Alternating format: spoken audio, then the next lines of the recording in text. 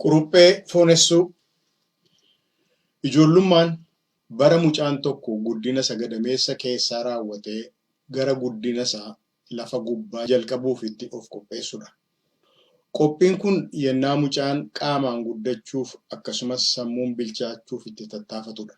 Tattaaffiinsaa waa shaakaluu, waa qayyabuu fi namoota qancara akkeessuu dabalata. Akkeessuun haala beekumsi dhaloota tokkorraa dhaloota kaanitti ittiin darbudha. Intalli waan okkotee ba'aa haadha akkeessituuf cuggee bituuf. Cuggeen okkotee jabanaa bunaarra badaa hin jirredha. Ishee mucaa urursuu haadha akkeessituuf yookiin sossobee mucaa fakkaattu bituuf yoo humni isaan jiru ta'e immoo erbee irraa sossobee mucaa fakkaattu maranii itti kennu. Anis ijoollummaa kootti akkuma warra qancaraa eeboo darbachuunsaa miti ba'aan isaayyuu akka jirmaanatti ulfaatu lafarra harkisaa adamoof ka'uu koo yennaan lallabee jiraachuu sana ni yaadadha. Qancaroonni awwaajii koo kana dhagahan maal akkan adamsuuf ka'e na gaafatu. Anis ofitti amantaa guddaadhaan qoma dhiibeen akkan quruphee adamsuuf ka'een deebisa. Isaanis yoo ati quruphee ajjeeste nuyi ija ishee nyaannaa naan jedhu. Seexaanatti horuuf akka kana naan jedhan oolee bulee yoo naa galeeyyuu warra akkas naan jedhe sana utuun quruphee ajjeesee ija ishee hin nyaachisin hafuun koo jireenya koo keessatti waan naa hin guutin hafe keessaa isa tokko ta'ee natti dhaga'ama. Namoota walaloo koo dhaggeeffatanii dhamdhaman keessaa kan ta'e tokko namni obbo Haayiluu Guddataa jedhamu ergaa naa erge keessatti CD walaloota koo baasii tokko malee dhaggeeffachuun isaa quuqqaa guddaa akkatti uume naa hime. Anis ergaa isaa kanaaf yennaan deebii deebisu ashamumaa miti yennaan biyya dhufutti na keessumsiistaa naa qusadhuun ittiin jedhe. Deebii koo kanaaf walaloo bareedduu armaa gaditti dhaggeeffachuuf jirtan naa barreesse.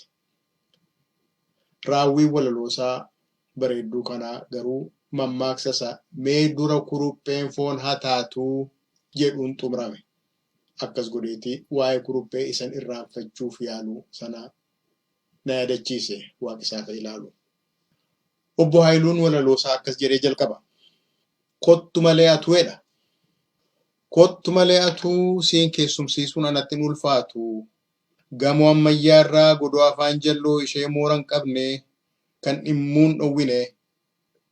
Kan keessi bilisaa, kan keessi beekumsaa, kan keessi qulqulluu, kan hin qabne jalluu. Akkati filattu yennaan yaadaan ilaalu. Siin keessumsiisuun natti hin ta'u tulluu. Aarri godoo baatu shittoo Paaris caalaa hiika akkasiif laatu.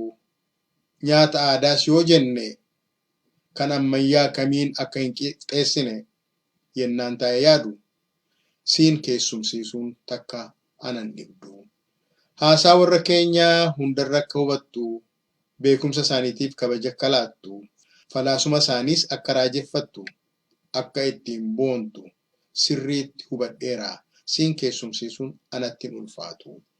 Geejaba kam caalaa kan adeemsa miillaa gaangee sakkaarsisuu fardas burraaqsisuu akkati filattu yoo natti mul'atu shakkii maleen jedhaa kottu malee atuu siin keessumsiisuun anatti hin ulfaatu. Egaa akkuma jedhan kurupheen mee dura foon hataatu jedhee walaloosaa raawwate obbo Haayiluu. Walaloo obbo Haayiluu warra qe'ee waliin hirmaadhee anaa dubbisaa cufee gaa jedhee irribaaf amuummachaa hiixatu deebii barreessiteettaa fi kan jedhu gaaffiin waan akka abboommii tokko warra keenyarraa naa dhiyaate. Deebii barreessuu fi waan ani itti yaadeen turree fi gaaffii abboommiin sun akkuma ciniinnaa goondaa battalana rifaachiise. Waanuma giiftiin faan jedhanan hojjedhaa jedhe namichi waajjira poolisii dhimmaaf dhaqee jiruun kee maalii ennaa gaafatamu harka qal'eessaa qe'ee soorettii tokkotti mindeeffamee jiraatu ture.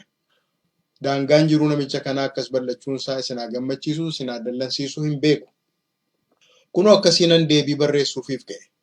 Dhugumayyuu waa'ee kuruphee garaan na dammaqsee deebii hin argatiin hafuun qabuun jedhe. Eegaa maatiin qe'ee gara irribaa dhaqee booda walaloo obbo Haayiluu keessa deebii dubbiseen toora muraasa deebii ta'uuf barreesseen ergeef. Haa dubbisuu adiisuun beeku. Xiiqiidha mitiiree guyyaa muraasa boodas waa'ee kuruphee isan irraanfachuu yaale garaa na dammaqse sana akkamittiin akkan silaa itti adamsu tooftaaf taarsimmoo ittiin silaa kuruphee ajjeesee warra ijoollummaa kootti natti baace sana ija ishee nyaachisu malasaa hunda toora muraasa sanatti dabalee bal'isee barreessee lafa kaa'e. Mee kunooti itti dhiyaadha. Kuruphee foonessuu. Yaa obbo Haayiluu obbo Guddataa, ofii kurupheen sun foon hin taatuu laataa? Dhugaadhaan fakkaattu yennaa kuruphistu gaanfa si ol qartee eegee soqolattee tabba si ol baatee irraan gadees buutee si'a ishee abdattee sarootas tuffattee eegee soqolattee gaanfa si ol qartee maasii abbaa fedhee keessa yeroo buburraaqxu biqiltuu abbaa fedhee yennaa kuttee qaamtu yennaa kuruphistu foonan ta'an seetu foon taatiin fakkaatu. Garuu obbo Haayiluu obbo Guddataa akka isheen foon taatu anatti mul'ata. Eeyyeen taatiin jedha balasiin kadhannee asaasa qilleensaa qixasaa hubannee foolii bobaa keenyaa ukkaamsa qadaannee malkaa dhugaatii isheetti yoo naachatti taane dunnaa fattisoo ishee barree akkeessinee kis kodotoon godhiin koomee lafan qisnee gururi'uuf dutuu yoo sarootaaf dhiisnee leencaa fi qeerransa adurree fakkaannee yootti qaxxisne akka hamaaketaa ofii kurupheen sun foon hin taatuu laataa? Malee kurupheen daggalaattan foon hin taatu. Yemmuu isheen dagattee ciistee alaala guurtu danqaraan dhahanii kokkee ishee irra jetu yookaan murtuxxeedhaan kottee jalaa butu. Hankaasee yoon duune maal eeboodhaan hin duutu? Dhugaadha haadhoo koo minishiriin qabnu yookaan tumuun beeknu garuu dhabnus maal abbaasaa kan silumaa qabu seexaadhaaf hannisaa yoo itti eda'e ogumaaf beekumsa lilmoodhaan gafarsa mutaan arbajjeesa. Furrisaan hunduuti yoo balas nuu qabe akka jedhanittoo maal golee adumtuyyuu isaan luka dhaabe. Malee kurupheen daggalaattan foon hin taatu. Kiyyoof bendoo hiinaa, xiyya xiyyeessinaa, hidda reeffaa nyaachisnaa, baalaan macheessinaa, yennaa aduun ba'utti calaqqisnaa, yennaa dukkanaa ija isheetti ifnaa, yennaa ija isheetti ifu lakkiin dimimmisnaa. Kanaaf qaalluun dhaqnu qeerransa fakkaannee itti haa buburroofnu akka jawwee ciisnee garaadhaan haloonu yennaa of dagattu qabnee haa foonessinu.